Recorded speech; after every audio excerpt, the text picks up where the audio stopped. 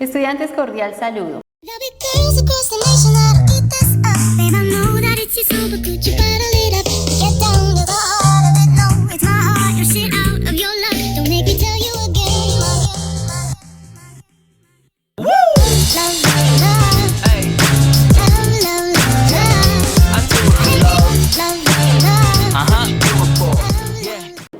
En el día de hoy vamos a hablar sobre la historia del derecho penal, su evolución y las correspondientes escuelas que se fueron formando a través de las mismas.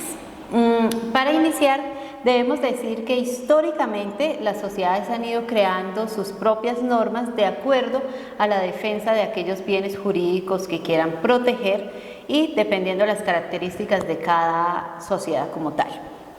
En la antigüedad, los pueblos primitivos no contaban con una estructura propia de derecho penal. La serie de castigos estaba originada más que todo era por conceptos de religión y de magia. Y las consecuencias que se les daban a las personas que transgredían esa norma penal, por llamarla de alguna manera, pues no solamente era para esa persona agresora, sino también incluía a la familia, al clan o a la tribu según correspondiera. Se empezó entonces a hablar en esa época de conceptos como el tabú y la venganza privada. Entonces, en esta instancia, ¿qué sucedía? Que el agresor quedaba a merced de la víctima y de su familia o de sus parientes, quienes lo castigaban causándole a él y a su familia un mal mayor. En ese orden de ideas, pues nos damos cuenta que efectivamente no existía como una proporcionalidad entre la ofensa realizada y el castigo que se imponía. Surgen entonces conceptos como la ley del talión, que ustedes han escuchado por ahí la famosa frase de que ojo por ojo, diente por diente. Entonces, si se trataba de un homicidio, entonces la familia de la víctima pues también iba y tomaba venganza y justicia por su propia mano, causándole la muerte al agresor y, por qué no, a sus parientes y familiares cercanos.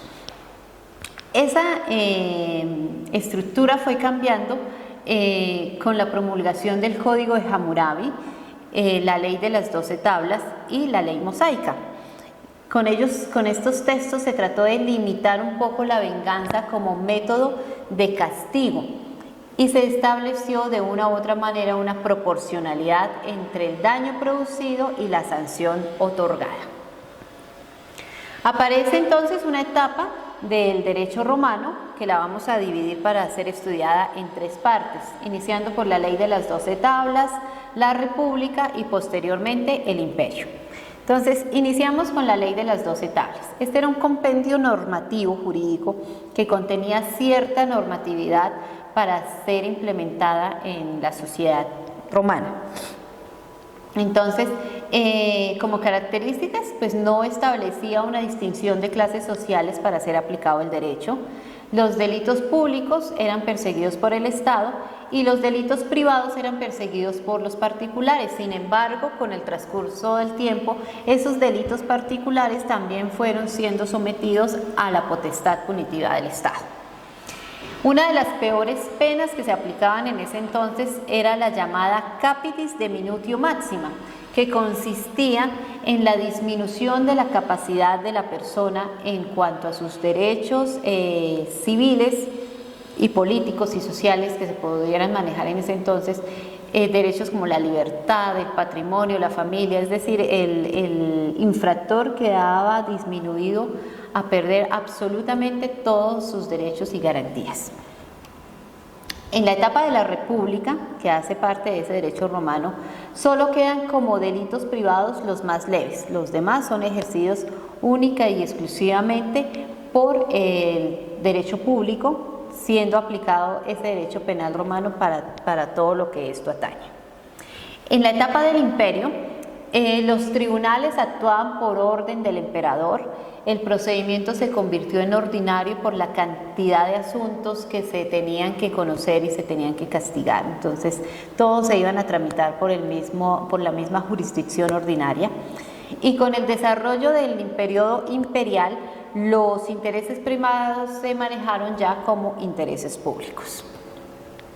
En la Edad Media hace juego o hace curso o hace presencia más bien dos figuras importantes, que es el señor feudal y el derecho canónico. Pero esta Edad Media pues es donde desaparece el Imperio Romano y por ende la unidad jurídica que se manejaba en Europa. Y es el periodo de la civilización occidental. Las invasiones de los bárbaros trajeron no solamente costumbres jurídico-penales diferentes, sino que muchas de ellas eran contrapuestas a las costumbres jurídicas y a los principios del derecho del Imperio Romano que se manejaba en ese entonces.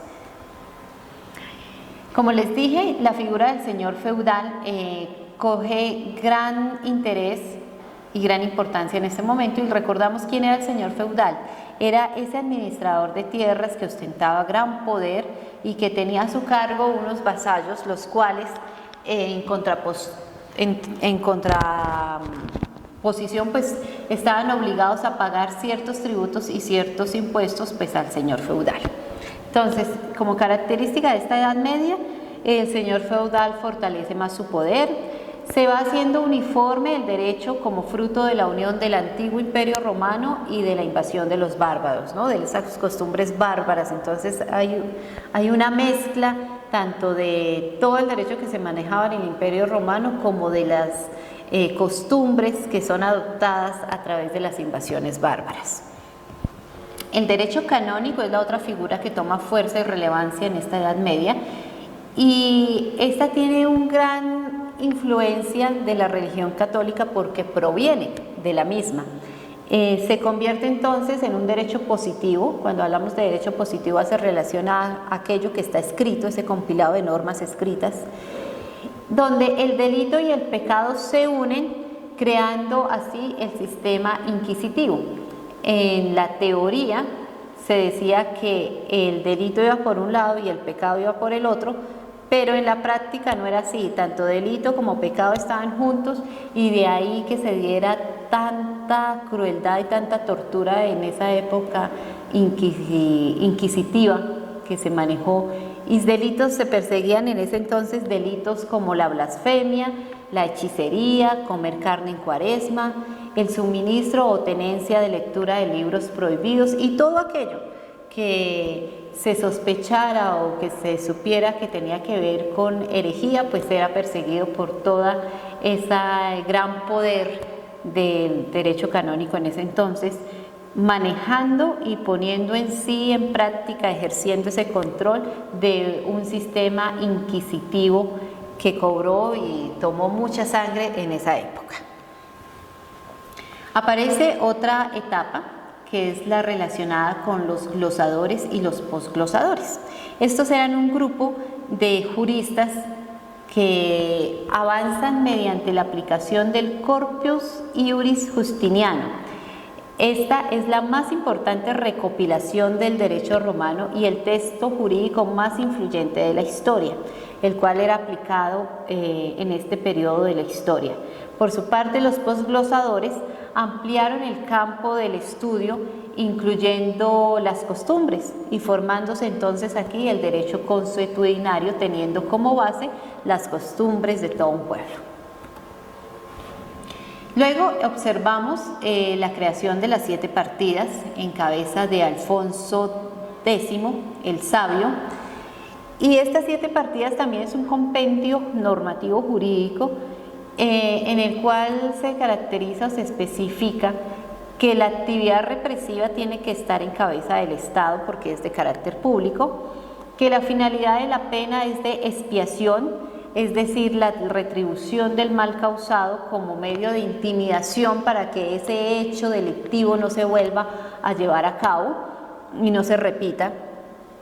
Se distingue a las personas imputables, estableciéndose que tales individuos no pueden ser sujetos de un castigo, no se les puede acusar mejor, precisamente por esa condición de inimputabilidad que ellos manejan.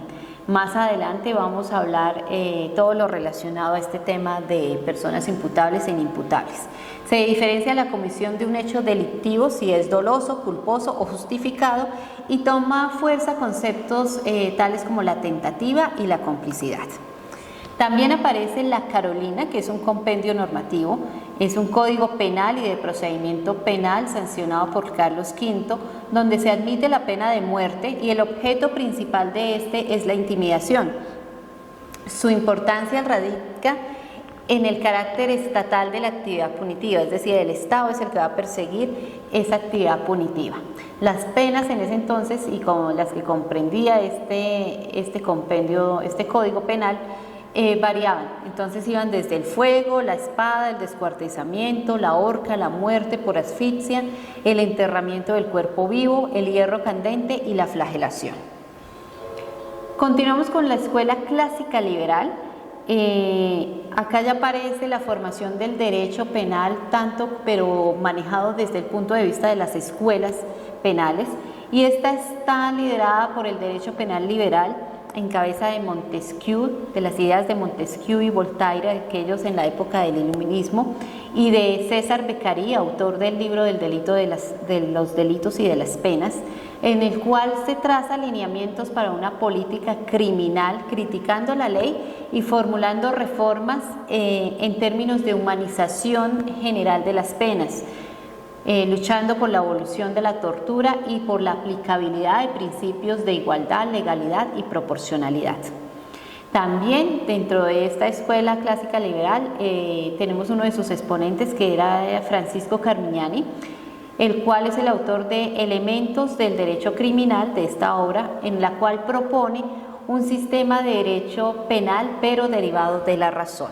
Continuamos con la escuela positiva, y en la cual hace relación a que la lucha contra la criminalidad debe hacerse de una forma integral y directa, pero en cabeza del Estado. Y su foco es la peligrosidad, hace relación a la formación del delincuente, pero como un delincuente nato, es decir, como un fenómeno patológico que tiene una predisposición anatómica para delinquir, precisamente porque no ha terminado su desarrollo embrionario. Entonces, a lo que se le critica a esta escuela positiva es precisamente eso, como que pasó todo en el peligrosismo, y en ese entonces cualquier persona que por su aspecto pudiera ser peligrosa, entonces ya era concebida como delincuente. Dentro de esta escuela positiva se destaca la italiana y la alemana, la italiana en cabeza de César Lombroso, Enrico Ferri y Rafael Garofalo, y la escuela alemana en cabeza de von Litz y su positivismo criminológico, el cual fue autor de la ciencia total del derecho penal, donde él hace una concepción de que se debe proteger al sujeto que ha violado la norma, disponiendo para el derecho a ser castigado solo si concurren los requisitos legales y dentro de los límites establecidos por la ley. Entonces le da como esa importancia a la persona que ha delinquido para que tenga pues todas las características de las estipulaciones que se pueda aplicar, ¿no? Continuamos con la escuela del finalismo en cabeza de Hans Welser, el cual afirma que él no pretendía decir cómo debería ser el derecho, sino solo lo que no era el derecho. Y afirmaba que el mundo tiene varios órdenes en los que el legislador se vincula por estructuras lógicas de la realidad. Cuando se ignora ese orden, entonces el derecho pierde su eficacia. Y básicamente la teoría finalista aplicaba o hacía concepción de que la conducta se lleva a cabo por una acción y que ese delito se debe tener en cuenta tres elementos, que son la tipicidad, la antijuricidad y la culpabilidad. Y en el campo de la tipicidad debe haber un elemento objetivo y otro subjetivo, acompañados del dolo y la culpa. Terminamos entonces con este estudio de las escuelas a través de la teoría de la imputación objetiva, en cabeza de Claude Rossin y Günther Jacobs. Ellos refieren que un resultado es objetivamente imputable a una persona cuando el autor ha creado un riesgo no permitido, el cual se realiza y se concreta en un resultado. Y dentro de este ámbito, aparte de tener el elemento de causalidad, también se refiere que se debe tener en cuenta otras circunstancias, como son, primero, que la conducta sea contraria a la ley, a la norma. Segundo, que la conducta genere para el bien jurídico protegido un riesgo no permitido. Y tercero, que la lesión del bien jurídico tutelado se produzca como consecuencia de la conducta, es decir, que el peligro se materialice en un resultado. Esos son los tres elementos que nos enseña la teoría de la imputación objetiva para ser plasmados al momento de aplicar una pena. Entonces, des en cuenta cómo se llevó a cabo ese recorrido de la evolución del derecho penal, en un principio muy sancionatorio, sin tener presentes las libertades y las garantías de la persona, y a esta instancia un poco más garantista y más vinculado al tema de derecho tanto de las víctimas como de la persona que delinque. Con esto damos por terminado nuestra clase de hoy. Muchísimas gracias y bendiciones.